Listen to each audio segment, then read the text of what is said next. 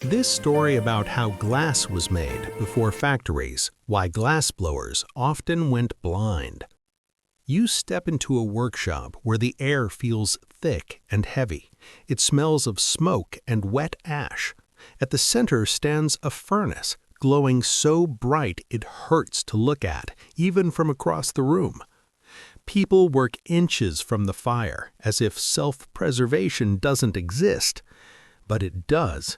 They've just traded it for a craft, one that often costs them their eyesight. Before factories, glass wasn't mass-produced. It was wrestled from fire. The base was simple, quartz sand. But sand alone wouldn't melt. Glassmakers added plant ash or soda to force it into liquid form. The exact mix was a closely guarded secret. Get it right, and you had clear, beautiful glass. Get it wrong, and the piece would cloud over or shatter the next day. A master dips a long pipe into the glowing melt, lifting a blob that moves like liquid honey.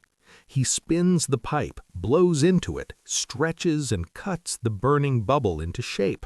One mistake, 1 second too long, and it explodes into shards. A finished piece couldn't simply cool on a table. Inside, the glass was under extreme tension. Cool it too fast, and it would crack, sometimes violently, at the slightest touch. So every piece was slowly cooled in a separate chamber, a process called annealing. That's what separated a lasting object from a beautiful piece of trash. Blindness wasn't bad luck. It was the hidden cost of the technology. First, the light. The white glow of molten glass slowly burned the eyes. A glassblower couldn't look away. Every movement depended on constant focus right into the glare. Second, invisible heat. Infrared radiation didn't just warm the skin. Day after day, it damaged the eyes from the inside. Third, toxic air.